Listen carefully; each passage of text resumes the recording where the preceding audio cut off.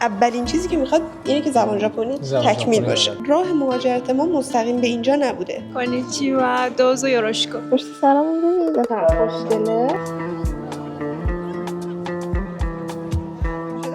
رام خوده.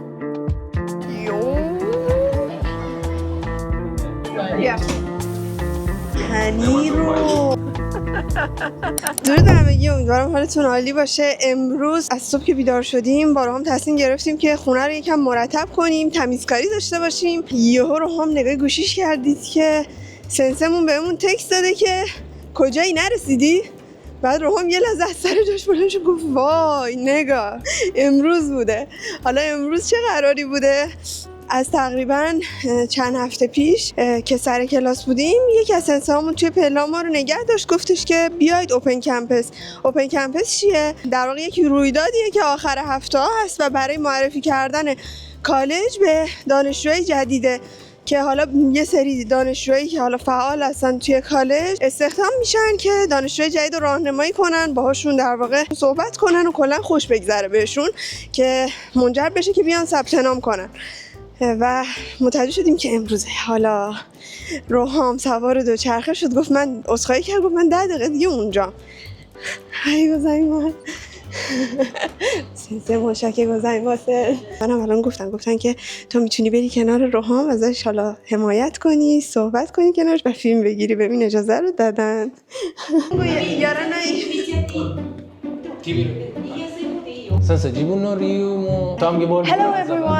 Hello everyone, my name is Negar. اول باید بذار من میگم. Join us and let's study together. کنم. بچه روحام الان سر کاره ها. اما اول کار تا اومدم گفت که الان کار روحام به تو پول تعلق نمیگیره. مهم چطوره؟ موهات عالیه ببینمت. بد شده اینجور چرا اینجور شده؟ همینو بگو.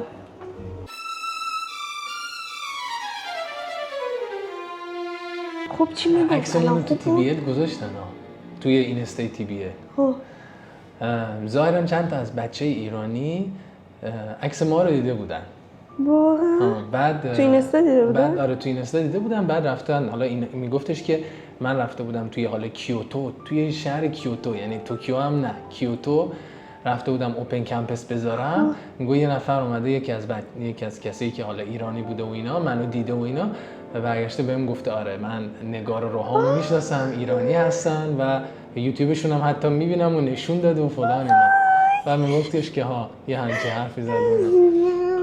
بعد میگفتش که بازی یه جا دیگه هم رفتم، یه جا دیگه هم بازی یه نفر داشتیم چیز میکردیم، فهمیدن که مثلا ما تی بی ال اینا هستیم، سریع برگشتن گفتم ما میشناسیم و ویدیوهاشون رو میبینیم، حتی بهمون هم نشون دادن.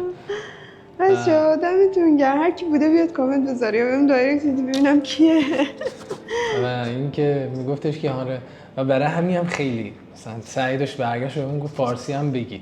چون فکر میکنم انتظار نداشتن، چون توی ژاپن خیلی افرادی که ایرانی ان کمه. خیلی عجیبه که بخوای ایرانی حرف بزنی. یعنی ما اینجا که میایم اکثرا حالا از کشورهای دیگه زیاد هستن ولی ایرانی خیلی کم. یعنی من اکثر جایی که رفتم، کالجایی که میرفتم میگفت مثلا ایرانی اگه شما بخواید وارد شین اولین ایرانی توی مثلا تاریخ کل کالجمون میشید که وارد شدن و فلان اینا. برای همین اینا اصلا انتظار نداشتن که اصلا مثلا حالا ما اینقدر بخواد مهم بشه و کسی بیاد مثلا میگم مثلا از ایران بخواد براشون جذب بشه. برای همین اهمیت نمیدادن به این قضیه. خیلی و میدونید چیه دقیقاً قشنگیش همینجاست که از طریق حالا چه یوتیوب چه حالا این کاری که تونستیم بکنیم یه جلوه خوبی از ایران و ایرانی برای اینا به وجود بیاد. چون اینا هیچ خیلی وقتا نه هیچ ایده‌ای دارن که ایران اصلا کجاست و چیه. حقی هم یعنی نمیشه هم سرزنششون کرد. نمیدونم تا چه سالی دقیقاً سالشو نمیدونم ولی تا همین یه مدت پیش اکثر دنیا با پرشیا میشناختنش. مثلا من الان خیلی وقتا اینجا میگم پرشیا چون تو کتاباشون اصلا به زبونمون بهشون میگن پرشیا گو. حالا گو یعنی زبان، پرشیا هم که دیگه خودتون مشخص پرشیا گو. بعد کلا هم پرشیا میشناختن خیلی وقتا. ایرانه یه مقدار جدیده کلا. وای میدونی کی رسیدم؟ چند دقیقه؟ 10 دقیقه. مثل چی پا زدی؟ همه، یعنی من موقعی که نشستم اصلا نفهمیدم چجوری اول که زدم بیرون. همیشه مسیری که مثلا 15 دقیقه 16 دقیقه با پای تون زدن میرسم به کالج، با 10 دقیقه رسیدم. چجوری میرفتم همه چراغا برام سبز شد، همه چراغا راه رو برام باز میکردن، نه ترافیک نه چی، اینجوری اسمود. اصلا همه باورت میشه همه چراغا رو رد، یه چراغ قرمز بیشتر نخوردم، همه چراغا رو رد کردم. 200 چراغ قرمز سر راهمونو که رسیدم عرق کرده بودم، دیدم زد زیر خنده. گفت چجوری اومدی؟ میخوای یکم بشینی؟ اول یکم بشین. گفتم نه. یعنی من صبحم تو خواب دیدم که دارم میگم این نکنه 26م باشه. واقعا بهت الهام شده تو خوابم. ولی خداییش کالج خوبی داره خیلی. من یعنی اگر حالا اومدید، من نمیخوام پیشنهاد نیست اینجوری که بگم مثلا بیاین خوبه فلان اینا، هیچی هم واقعا چیز بدون چشم داشت دارم میگم. تا الان بد نبوده، یعنی رشته‌هایی که دارن بهمون یاد میدن رشته‌های نسبتاً خوبیه. تو اگه بخوای یاد بگیری یه بیزنس راه بندازی، چیزایی که اینجا دارن یاد میدن واقعا چیزای بیسیک و مهمیه که برای اینکه بخوای حالا چه بیزنس راه بندازی چه نه بخوای خودت وارد بازار کار بشی. یعنی یه کورسی رو ساختن که خیلی کامله، تو تقریبا میتونی باش هر کاری بعدش که حالا تموم شد با مدرکش و با اون حالا دانشش دیگه، یا میتونی بری برای یکی کار کنی یا خودت کارت رو بندازی. میتونی هم بچرخونی، یه کار بچرخونی، حالا چه کار خودت باشه چه کار یکی دیگه. چون هر کدوم از این رشته‌هایی که داره یاد میده اگر یادش بگیری توش خیلی قوی بشی، مثلا مارکتینگ، انترپرنورشیپ، نمیدونم اقتصاد. بعدم اینجا یه جوریه که مثلا اگه خاصی بعدش مثلا دوباره باز بری ادامه تحصیل بدی، میتونی 2 سال مثلا دیگه تو اون مدرک بعدی تو ببری تو دانشگاه. درس خوندن توی اینجا برای کسایی که دیگه زبان ژاپنیشونو دارن، مدرک اندوشونو، و یا حالا اینجان یا میخوان مدرک اندو دارن میخوان بیان اینجا درس بخونن. چون اولین چیزی که میخواد اینه که زبان ژاپنی تکمیل باشه. مرحله اول اونه. تکمیل حالا راجع به تکمیل بگیم مثلا اندو. آره نه، ولی خب بلد باشی. آره باید بلد. گیلیم خودتو بی مصاحبه ازت میگیرن، امتحان ورودی داره. دیگه ما رفتیم هم مصاحبه. آره دیگه بلکشو گذاشتیم راستی اصلا هم مصاحبه شو دادیم، هم امتحان ورودی شو دادیم، هم دیگه دیدی خیلی رفتیم شلوار خریدیم اگر یادتون باشه. حالا بچه‌ای که قدیم بایمونن شاید علاقه‌مند بشین یا دوست داشته باشین بیاین. راه مهاجرت ما مستقیم به اینجا نبوده. ما قبلش اینجا زبان ژاپنی خوندیم. که دیگه 一番必要なのは日本語の能力ですね。英語の能力か日本語かどっちかできれば結構入りやすいんですけど、2人とも1回目の試験で受けてくれたでしょ、9月まで。で、多分今年はだから一番簡単なのは日本語の学校に入ってその後خیلی جالب بود. الان ازش پرسیدم که به صورت مستقیم بچه‌هایی که حالا تو ایران هستن اگر زبان ژاپنی هم خوب بلد باشن میتونن بیان داخل یا نه. برگشت بهم گفتش که توی TBL که همون توکیو بیزنس کالج هست ما به صورت مستقیم چیز نمی‌کنیم، به صورت مستقیم توانایی اینو نداریم که از مثلا کشورهای دیگه بیاریم کسی رو اینجا. با چند تا کشور مختصر قرارداد داریم مثل کره و اونا رو میتونیم مستقیم بیاریم، ولی از ایران که بخوان مستقیم بیان نمیشه. بهترین روشی که میشه مثلا کسی که بخواد بیاد اینجا وارد کالج بشه، نه فقط حالا سمونگاکوی ما بلکه خیلی سمونگاکوهای دیگه یا حتی دانشگاه، اینه که اول بیاد اینجا وارد یه مثلا مدرسه زبان ژاپنی بشه، بعد از طریق اون بیاد وارد حالا سمونگاکو بشه، حالا هر سمونگاکویی که میخواد. این راحت ترین راهشه، چون حالا نمیدونم گفت فقط اینجوری قبول میکنیم. چون گفت اون داستان حالا نمیدونم ویزاییش چیه، حالا قوانین خود ژاپن.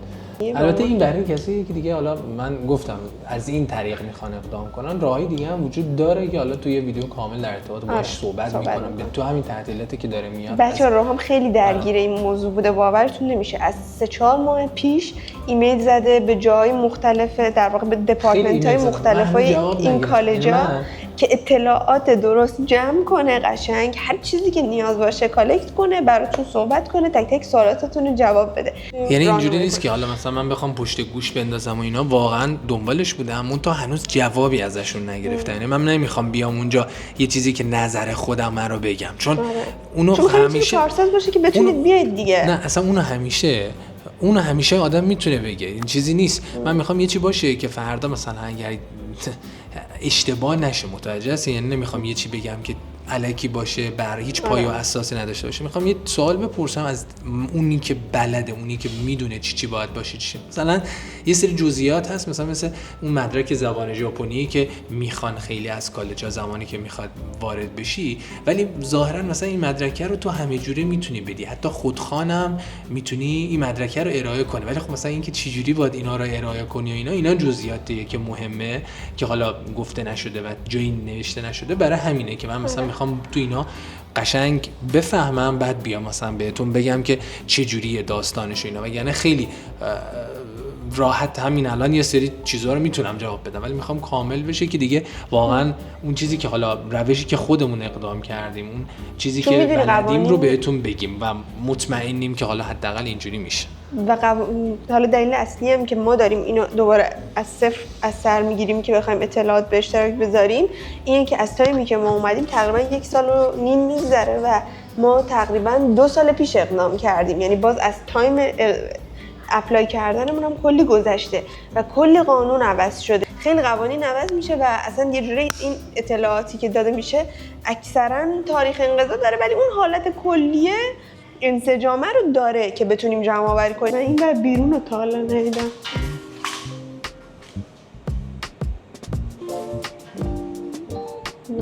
بیرون کلاس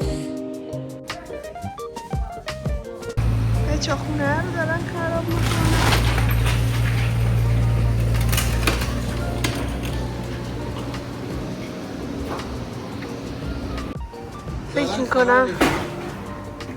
فکر میکنم دیگه آخرین باریه که ما اینجا. خیلی ناراحت کننده است. حداقل آدم یه دستی به سر روش میکشین، میتونست یه نفر بیاد داخلش زندگی کنه، نه که خرابش کنن مثلا. واقعا خیلی چیز خاصی هم نیست. نه این اصلا با خونه‌های شاهچراغ قابل مقایسه نیست به من، به نظر من. خدمتشون خیلی زیادتره، چیز هنری. آره ولی یاد اونا افتادیم. میدونی چرا؟ چون قدیمیه، اونا هم قدیمی بود. یه حس عجیبی داره، انگار یه چیزی داره از دست میره، یه رکوردی داره از دست میره، یه چیزی داره پاک میشه از حافظه تاریخ.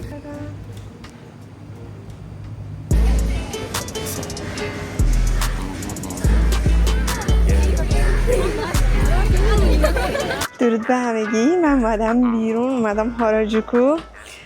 با یکی از دوستام قرار گذاشتم. البته این دوستم اولین بار دارم میبینم. راه رو گم کرده بود، اومدم این بالا، گفتم بهتون ویویی که الان جلومه رو نشون بدم. اینجا همون جاییه که شب تولدم اومدیم، با روحام نشستیم کیک تولدم رو خوردیم، ولی توی شب بود، توی روز تا حالا ندیده بودمش. خیلی قشنگه، گفتم بهتون نشون بدم. نگاه کنید چقدر خوشگله. اینجا چند تا پله است.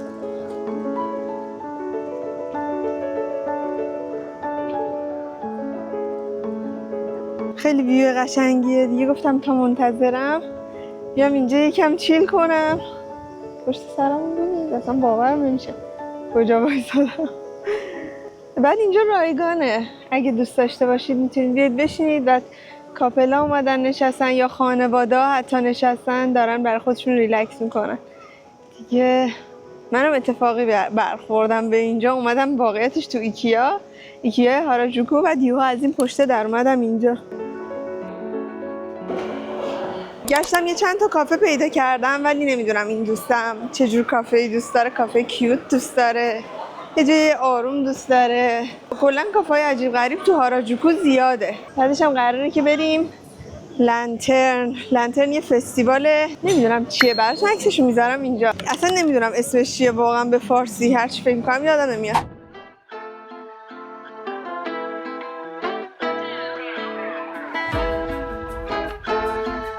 خب ما تو این رستوران غذامون رو خوردیم. کوچولو هم سالادمون موند. به آقای گفتیم برامون پک کنه، گفت نه. گفت پک نمی‌کنم، تیک اوی ببریم. نشستیم یکم حرف زدیم، غذا خوردیم. غذاش هم خوشمزه بود. هر کسی که دیگران پیشنهاد می‌کنم، آدرسش هم براتون میذارم حتما. بریم که مراسم لنترن رو داشته باشیم. من این ناخونا رو آوردم بچسبونم، ولی اصلا فرصت نشد. چقدر خوشگله. فرصت نشد متاسفانه. انشالله فردا ای پس فردا ای. خب الان اومدیم چیه این ساختمونه؟ اسمش هم نمیدونم چیه ولی جلوی آساکسا استیشنه. همه دارن لنترن میگیرن یا همون اسمش نمیدونم چی. براتون می‌نویسم رو صفحه. داره میگه که برید طبقه سوم، اون چیزی که دوست دارید آرزو کنید و بنویسید. چقدر دنگ و فنگ داره. آدرس اونجایی که باید بریم اینا رو بندازیم تو رودخونه است اینا. این نحوه باز کردنشه. لنترنمون رو خریدیم، حالا باید روش بکنم آرزو بنویسیم. وای چه غروب قشنگی. غروب نیست، رفلکسی. نه درست دیدم. وای گفتم توهمی شدم. خیلی خوشگله. حالا میخوایم این بهمون یاد بده. میخوای شما هم نگاه رو دست اونا کن. من دیگه نغمه جون هستن. کنیچیوا دوزو یوروشیکو. این 3 روز چند روزه؟ 7 روز. یه هفته است اینجاست. چقدر ژاپنیش خوبه. این لنترنا یه سری کاغذه که بعد فرمش بدیم شکل اینجوری مستطیلی، بعد توش رو روشن میکنیم، آرزو میکنیم، میفرستیم روی آب. کلا تو ژاپن یک بار در سال اتفاق میفته. بعد دیگه میخوایم بریم برای اولین بار، ما هممون اولین بارمونه تجربهش کنیم. بعد فکر کنم اون روه رو بعد ببندی. اینو جعبه پیتزا فکر کنم. یه کوچولو اینم خم کنی. این پایینیه. آره آفرین. میاندیشوش بعد شمع میاد. آرزو تو بنویس 45 انگلیش بنویس، فارسی بنویس، هر چیزی، هر زبونی راحت تر. پیدا کردن بتونیم به چند تا سال دیگه. نشده هنوز. My dear Japanese friend, can you please onegaishimasu? Oh yeah, you have to bend this. Oh, you have to bend it? اینجا رو چه کیوته.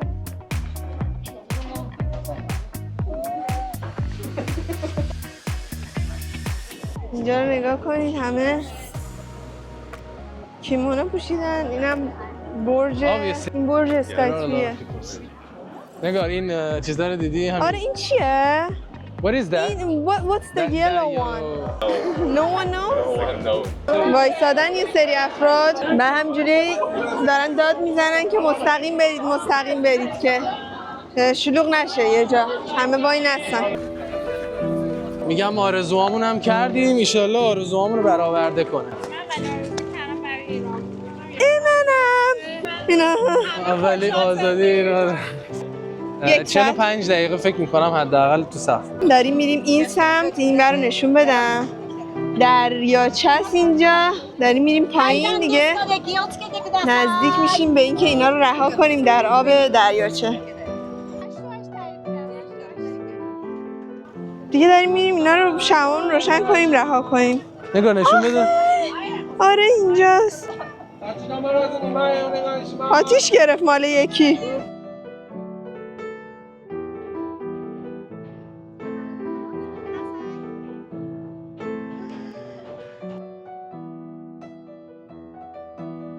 خوشگله. روشنشون میکنیم شمعمونو.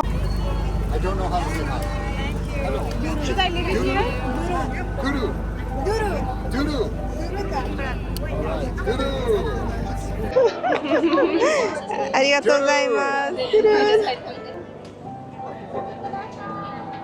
با هم بذاریمش؟ تو بذارش با هم. اوکی. درو. شما گذاشتی؟ آخه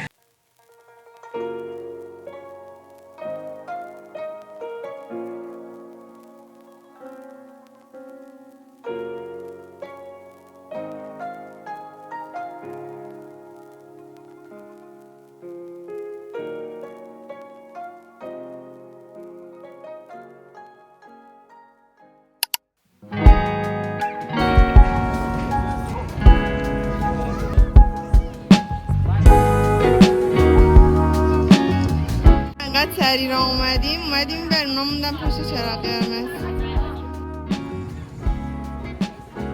اصای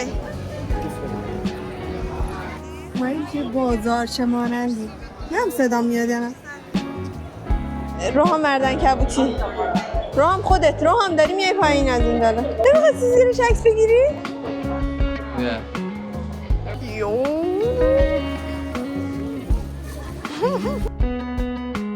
اومدیم توی خیابونی که پر از این رستوران ها و ایزاکایای مختلف همه نشستن دارن مشروب میخورن. روحام رفت اسممون رو بنویسی توی صف. ست دیگه داخل. این هم از نگار و بچه ها. این دوست ژاپنیمون اینجا رو پیدا کرد بعد از کلی گشتن. 1 ساعته داریم راه میریم. خیلی خیلی راه رفتیم. باورتون نمیشه چقدر داریم راه.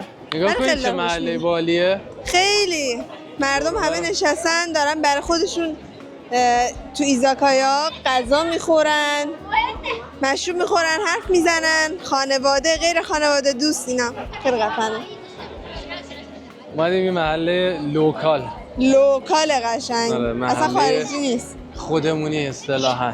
الان فقط اسممون خوند که فقط بشینیم. بیا این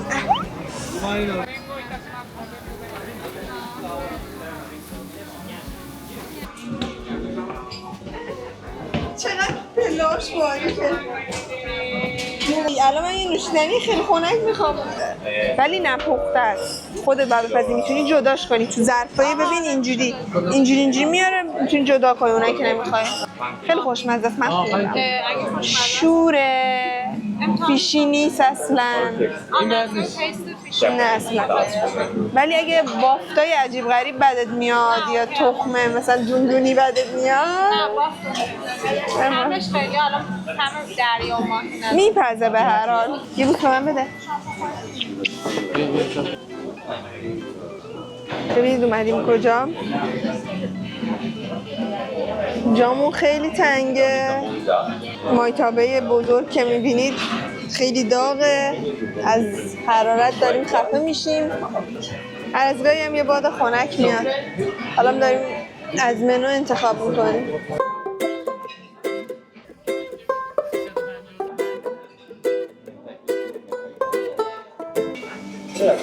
You're 30. Oh my. See that? My bad. Is it moving? Oh no, it's not alive. No? Why is it moving then? The current. But it's moving. این هرچی بیشتر بپزه بهتر. اختاپوس میخوری هشبا؟ He doesn't like it but he's eating it. I'm surprised. This is a oh. حداقل نشونش بدم. نمیخوریش دیگه؟ چرا؟ بلغت. خوبه دیگه. چرا فوکس نمی‌کنن؟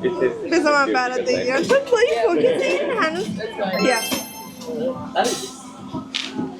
پاهاشو ببین بیا بخور. بذارش یکم دیگه. میخوای یکم بپزه که باکتریاش بمیره.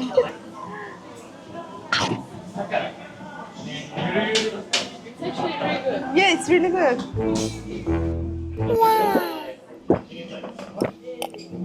شف قراره که خودش برامون درست کنه. موچیه. اوه چه حرفه‌ای.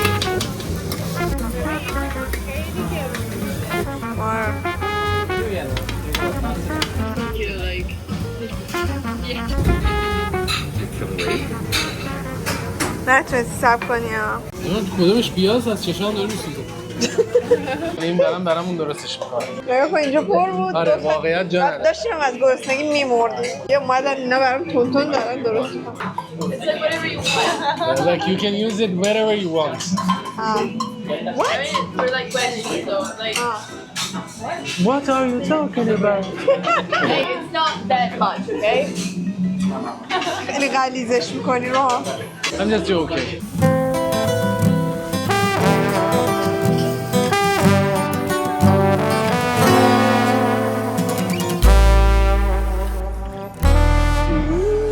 وای پنیر رو حدس خب برم تا کد داره میره همینجوری بکنش چیزی خیلی جای قشنگه خیلی حال کردم با اینجا واقعا شکلات پروتئین دارم صبحونه خوردی ولی صبحونه باشه خوردم یه دونه تخم مرغت کم بود فقط هرا نیستی کلمه شکلات پروتئین برو نشون جینرو بده تا بهت فوش بده You see that? He's obsessed داشتیم راه میرفتیم بریم سمت استیشن یهو دیدیم جینرو داره میگه میشه بیان کمبینی میگه من دسرمو میخوام ما گفتیم باشه اینا رو میبینید اینا همش مکمل که نه چیزای مثلا تقویتیه Look at make him smell بای بچه اینو برداشته و برده رو هم یه دونه این همین شکرش صفره No That's a no We are zero sugar If it says 0 sugar, damn it بیا Arigatou gozaimasu Flexing your zero flexing nothing. There's nothing to flex there. یک کیک براونیه قشنگ کاور چاکلت داره تو دهن راب میشه Melting in your mouth right?